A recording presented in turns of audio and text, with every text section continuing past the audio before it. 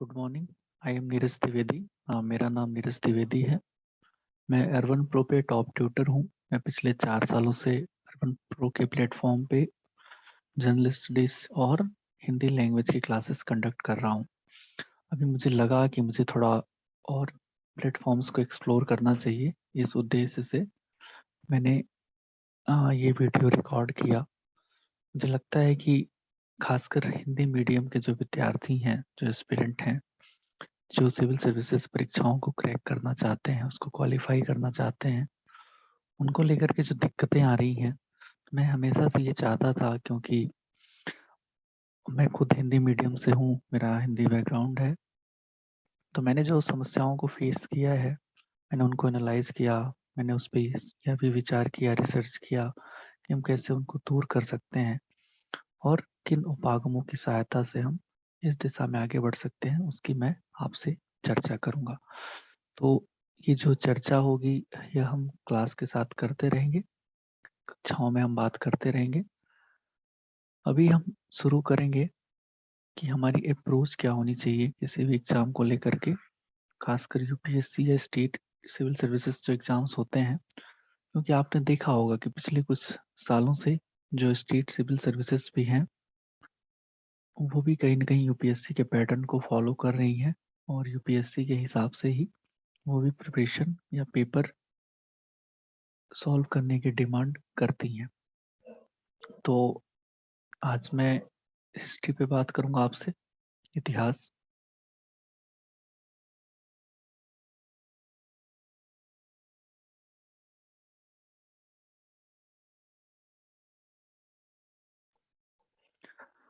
सबसे पहली बात कि हम इतिहास पढ़ते क्यों हैं, इतिहास की हमें ज़रूरत क्या है।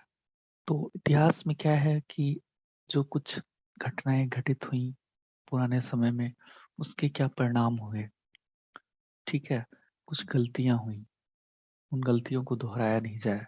अगर हम अपनी गलतियों से सीखेंगे तो हम ताउम्र कुछ सीख नहीं पाएंगे, क्योंकि हमारी उम्र बहुत छोटी है।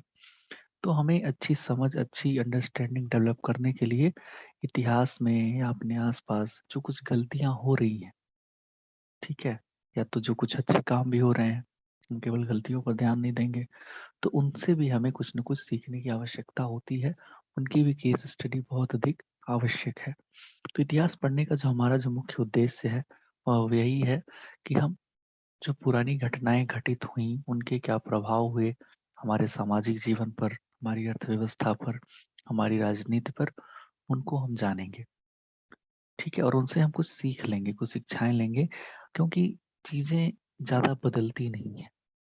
अगर हम मैं ये जो हमारी स्टेटमेंट है थोड़ा विरोधाभासी हो सकती है, कॉन्ट्राडिक्टरी हो सकती है, लेकिन मोर और लेस जो समस्याएं हैं कहीं ना कहीं वही होती हैं शासक के सामने, जनता के सामने। कि कोई शासक वर्ग होता है, वो जनता पर शासन करता है। हाँ, शासन का तरीका बदलता रहता है, इसमें डिग्री परिवर्तित होती रहती है। जैसे हम प्रजातंत्र में आज हैं, हमारे यहाँ डेमोक्रेसी है, लेकिन जो राजतंत्र था उसमें भी कुछ जो समस्याएं थी उसको प्रजातंत्र ने दूर किया, डेमोक्रेसी ने दूर किया। लेकिन इसका यह मतलब नहीं है कि डेमोक्रेसी के आते ही सारी समस्याएं खत्म हो गई। तो अगर हम प्रजातंत्र की समस्याओं को जानते, तभी हम डेमोक्रेसी की बात कर पाते। ठीक है, और अगर हम डेमोक्रेसी को जब अच्छे से समझेंगे तो इसको भी एनालाइज कर पाएंगे। हो सकता है भविष्य में कोई और मॉडल आए, कोई और व्यवस्था आए प्रशासन को चलाने की, शासन को चलाने की। तो ये चीजें हमें कैसे पता चलती हैं? जब हम पुरानी घटनाओं को जानते हैं, समझते हैं, परखते हैं, तो हम बता सकते हैं कि इसमें ये कमियां हैं। घटनाएं और घटनाओं से जो सीख मिलती है, कुछ लोगों का ये मानना है कि इतिहास में दिनांक, डेट बहुत इंपॉर्टेंट होते हैं नो डाउट, लेकिन इतिहास केवल दिनांक नहीं है। हम कुछ फैक्ट्स का इस्तेमाल करते हैं, कुछ तथ्यों को ध्यान में रखते हैं, उनको कोट करते हैं, लिखते हैं।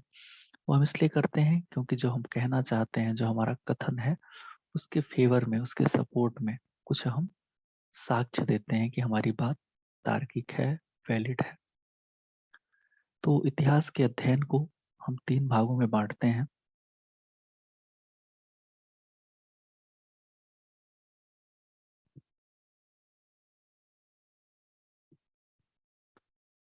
पहला है प्राचीन इतिहास, इसको प्राक इतिहास भी कहा जाता है। फिर है मध्यकालीन,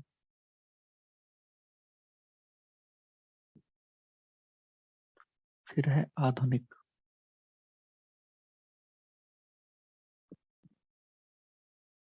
प्राचीन इतिहास को भी हम 3 भागों में बांटते हैं। पहला है प्राक इतिहास,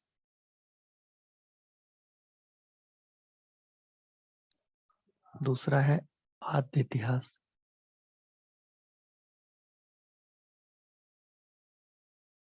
और तीसरा है इतिहास। प्राक इतिहास का मतलब है कि उस ऐसा समय जिसके विषय में हमें जानकारी केवल और केवल पुरातात्विक स्रोतों से ही प्राप्त होती है।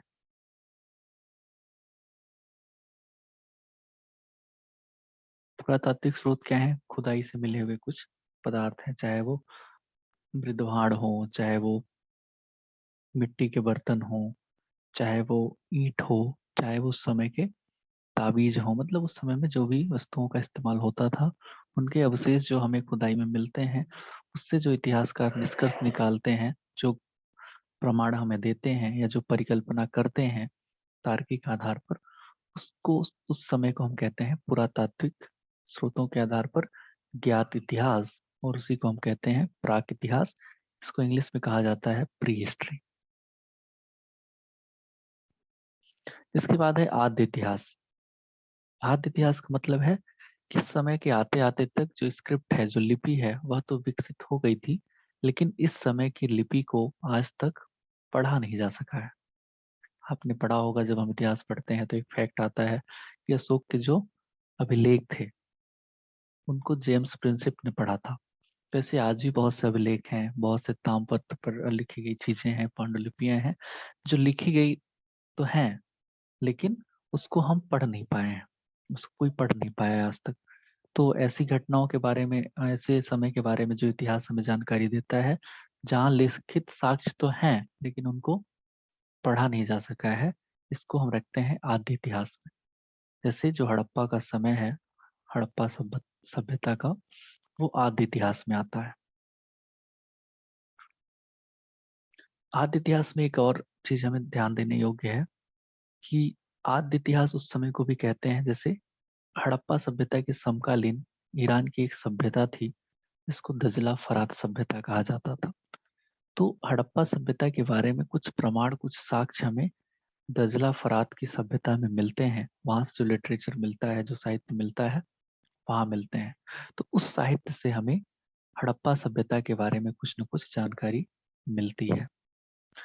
तो इस इवेंट को, इस फीचर को भी हम आद्य इतिहास में शामिल करते हैं। फिर बात आती है इतिहास की। इतिहास का मतलब यही होता है कि यहाँ से, इस समय काल से हमें अपनी इतिहास के बारे में, अपनी सभ्यता के बारे में लिखित साक्ष्य मिलने प्रारंभ हो जाते हैं, और साथ ही इनको पढ़ा भी जा सकता है, क्योंकि लिखित साक्ष्य तो आद्य इतिहास में भी थे, प्रोटो हिस्ट्री में भी थे, लेकिन इनको पढ़ा नहीं जा सका है। इतिहास में वो सारी चीजें आती हैं जिनको हम पढ़ सकते हैं। इसमें यात्रियों के यात्रा वृतांत होते हैं, कुछ धार्मिक बुक होती हैं, ठीक है, जैसे अर्थशास्त्र हुआ, चंद्रगुप्त मौर्य के बारे में जो जानकारी देता है, ठीक है, कौटिल्य का अर्थशास्त्र है, मुद्रा भाग राक्षस है विशाख दत्त का, और भी बहुत से इस समय में वेद लिखे जाते हैं बाद के समय में, ठीक है। तो जो वेद हैं, उपनिषद हैं, जो आरण्यक हैं, जो व्याकरण ग्रंथ हैं, तो इन सब से हमें उस समय के बारे में कहीं ना कहीं जानकारी मिलती है, और इनको उचित तरीके से पढ़ा जा सकता है या पढ़ा जा चुका है, उस लिपि को, उस स्क्रिप्ट को पहचाना जा चुका है। तो इस तरह से इतिहास को हम 3 भागों में डिवाइड करते हैं। अब मैं अगले वीडियो में कोशिश करूंगा कि हम आगे की बात को पढ़ें। तब तक के लिए धन्यवाद।